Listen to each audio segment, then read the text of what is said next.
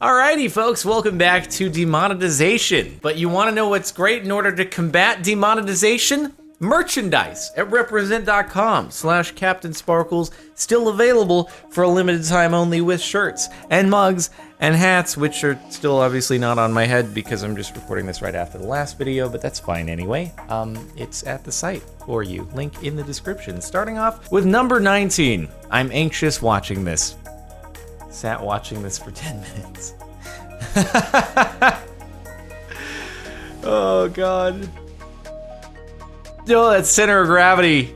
Incredible. This had to be done on purpose. There's no other way. How long does this clip actually go? Okay, 22 seconds. It doesn't actually go for 10 minutes. Oh! That's like my receipts. If I put down a receipt over here on this side of the desk, when the air conditioning is running, it starts fluttering a little bit, and it's like, is it gonna stay or is it gonna go flying off? And it's a bit of a 50-50 chance whether it survives through the AC turning off through that cycle. Satisfying maneuvering of a ship in a harbor. Bro, I cannot imagine having to pilot something like that. God, it's so nerve-wracking. We have people who barely know how to pull their car into an angled parking space, and yet you have to have someone who is able to maneuver a gigantic cargo ship on a surface that doesn't even stay stationary. Like, if I had to pilot that on ground that stayed still and it had wheels on it, I would still be intimidated as heck.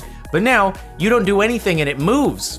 I don't understand. Like, the stakes are so high. If that runs into anything, that's so much inertia. And it, like, wouldn't that just break the side of the ship? Wouldn't it break the hull if you even had it slightly graze into something? Or does it not take that much force because it's on water to push back? I don't know, either way, freaking freaks me out. 19-year-old Formula 2 racing driver Dino Zamparelli shows his lightning reactions to an almost certain crash in the wet at Belgium.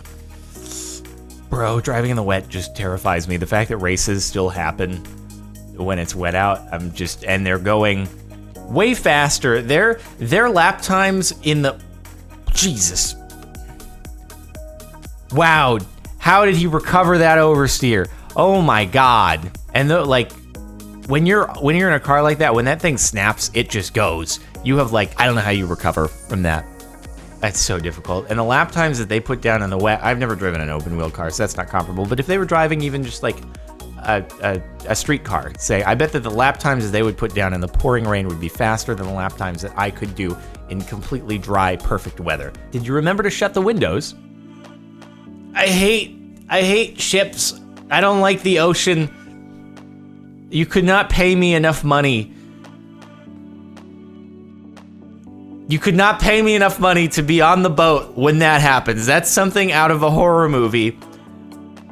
Something that turns into I don't know, a ghost ship film. God, no thank you. And then there's another wave. It's still going. Nah, dude, I'm good. That's just no thank you. I would be I'd think the windows are just gonna shatter. I'd be like, that's end of my life right there. That's it. I'm going out this way. The way he cuts garlic. Is he gonna? Are we sure that's not dry? That's not just layers of skin? Are we sure about that? I feel like a magician could do this in his magic routine and everyone would be like, yeah, that's basically magic right there. You didn't actually cut the garlic, did you? That knife is actually really dull. It doesn't cut anything, and that garlic is already either not garlic or it's just in pre-layers and he's just spreading it apart, but he's not actually cutting it there. Either that or it is actually skin from his palm, which makes me slightly more uneasy. No, dude, not worth it. I don't know, that's a pretty cool photo right there. It also almost looks painted. It looks very angelic, like the buildings just poking up through the heavens. Is this in Dubai? Possibly? Is that that main road that goes through Dubai? I feel like I should know the name of it. Even though I've never been to Dubai, I don't know why I would know the name of the main road in it. But anyway, I don't know. It's a pretty cool photo. And you got to take risks if you want. Don't actually, because I'm going to get demonetized for encouraging people to do things like this. But hey, man, you don't get really, really cool looking photos probably without a little bit of dedication and perhaps a little bit of risk. Think of those nature photographers, nature photographing great white sharks and leopards in the jungle and things like that, you know? There's a little bit of risk involved to get that cool shot. Suddenly faster than Usain Bolt. Whoa, the thing that I don't get in these situations, and I'm like, I guess it's pretty much impossible to judge how you would react in a situation like that, but it's like, run to the side. The thing is, it's so skinny. Why are you running its length, which is gonna be way harder to outrun than just going off to the side, you know? And that's the part that always boggles my mind. It must be some instinctual fight or flight reaction always screws you up and causes you to run the worst possible direction that makes it the hardest to escape. Any other person who wasn't able to run Usain Bolt fast would have been done. Unless you got lucky enough and you just landed right in between the support beams. Just, all right. Wow, today's my lucky day, huh? Yeah, just metal bars all around you, but you're just in this one of the open spaces. Not a good idea. Yeah, I wouldn't want to, no. You see, most people, they see that and they're like, I'm gonna go the other way. But you, I guess you're confident in your armored tank vehicle that you're in. See, when we compare all the natural disasters of earthquake, tornado, hurricanes, there's just a part of me that you know, earthquakes are scary, but at least there's a chance that, like, your structure, even in a pretty high magnitude earthquake, it'll be okay. It won't sustain massive damage. With that, if that goes over your house, like, it's gone. There's no kind of intermediate there. Granted, it's a much smaller area of effect than an earthquake, but, like, that thing, if that thing goes over your house, that's it. It doesn't survive. Peeling a coconut with this machine. I thought machines were, like, supposed to, you know, eliminate the human elements and need to risk your life. But no, instead it's just like, here, let's just, this machine still requires a lot of human input. And it also increases the danger of something terrible happening to you, but it will make it faster. If you're spending an hour chopping coconuts, the danger will be increased tenfold, but so will your yield of peeled coconuts, so it works out, and it's better for your business. Every now and again, someone's gonna lose a digit, but, you know, more profits, more better. Cute. Until it bites your face off. Oh, don't tell me it's gonna, like, attack the camera here. Is it about to get mad? Why are baby big cats, like, they are so cute. What is the threshold, though, with a big cat? Where, okay, I was looking at that stare and I was expecting some kind of jump scare at the end where it's just gonna lunge. I feel like usually you're more okay with the babies, but there must be some kind, this isn't like super baby, this is more kid to teen, probably. But there's some threshold, right, where it just gets a little too big and too scary, and all of a sudden knows that it can just slap your face off, and then you're like, I don't want to interact with it so much anymore. And tires, all right? Come back to me when you have to navigate around something this big that can be a fatal mistake. That's skateboarding. Extremely precise flying by the Blue Angels. Oh my God. Bro, they're that close in the air? How have I never seen a first-person cockpit view? That's insane. How do you communicate? Because they're banking slightly, right? Is there no synchronization of computers just so that they can maintain equal distance? They're actually just, like, I can't even do that in a car. If you told me to drive in some kind of plus pattern with 3 other cars and also maintain like 2 feet of distance while going, I don't know, say 150 miles an hour or something, nah. I don't think I'd be able to do that, and I'd be terrified, and I'd probably just back it off. I'd be like, you know what, this is not for me. This is like, you know, 600 miles an hour, where if you do touch, it's really all over for you. No, I'm good. Heat waves causes road to buckle.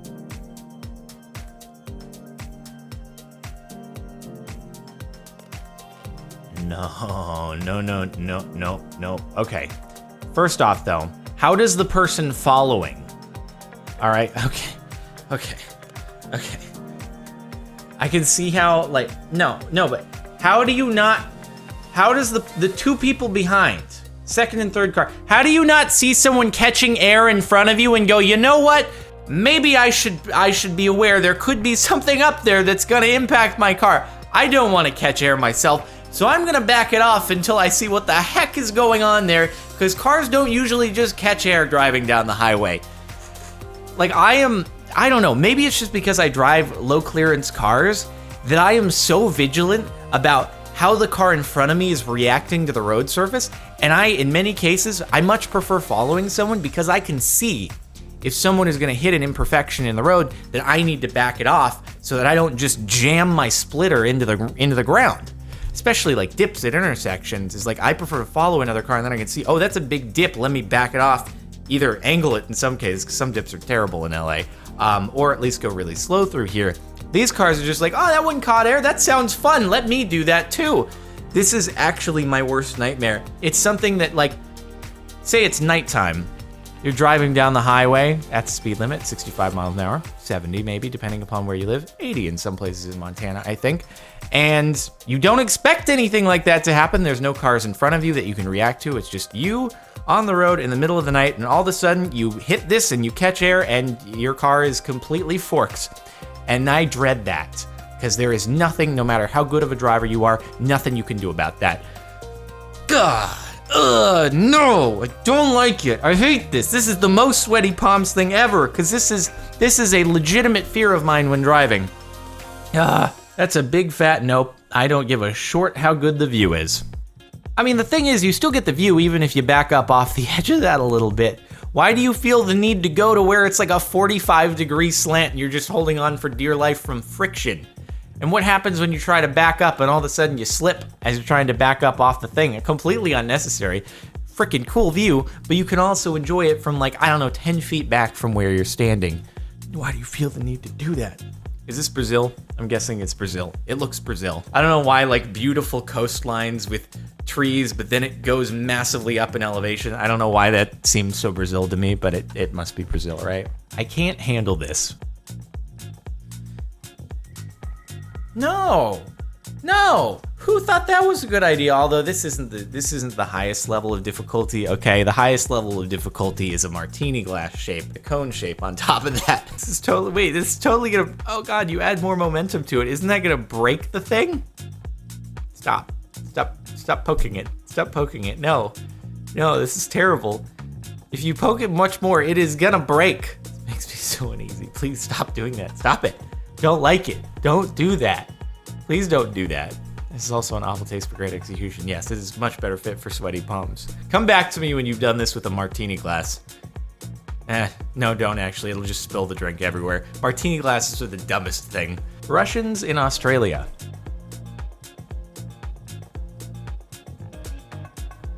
This is very wholesome. What the heck is this? Why aren't they dancing? He's watched a bunch of Crocodile Hunter. He's like, you know what? I've learned Steve Irwin's ways. The man was quite the man, and I've learned that if I just embrace the croc, then the croc and I will become one, and we will live happily ever after. This is my soulmate now. You know, the idea that if you ever were about to get into a fight with someone in public, if you just pull down your pants, like, the fight's gonna stop because they're just gonna be so taken aback. This must be with the crocodile. It's like, is this really happening right now? Is it dancing with me? And it doesn't know how to attack because it's so confused. So it's that same approach to the situation. The captain has turned on the seatbelt sign.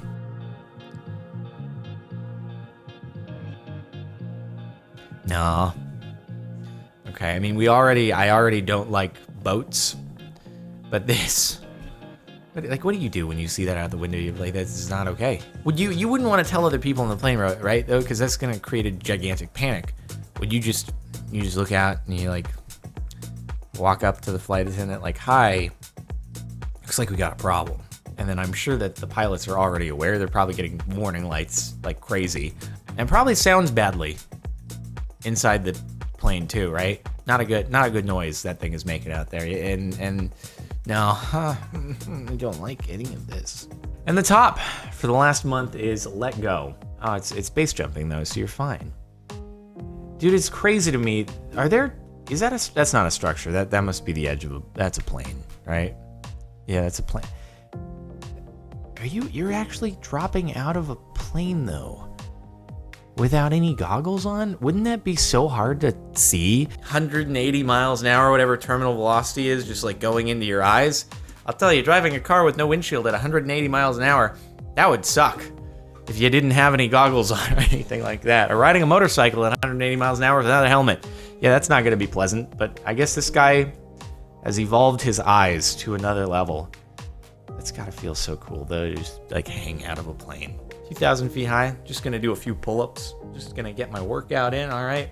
Get some reps in and then peace out. See you guys on the ground. Could never do it myself, but I can totally understand the appeal. It's pretty dope. It's pretty cool. All right, well that's it for the last month of Sweaty Palms. I'm nervous just sitting here at my desk.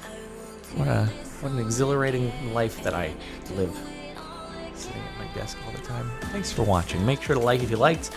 Check out the playlist in the description if you want to catch more of these. Subscribe if you're not already. And once again, Creeper On Man merch, represent.com/CaptainSparkles, link in the description. See you next time.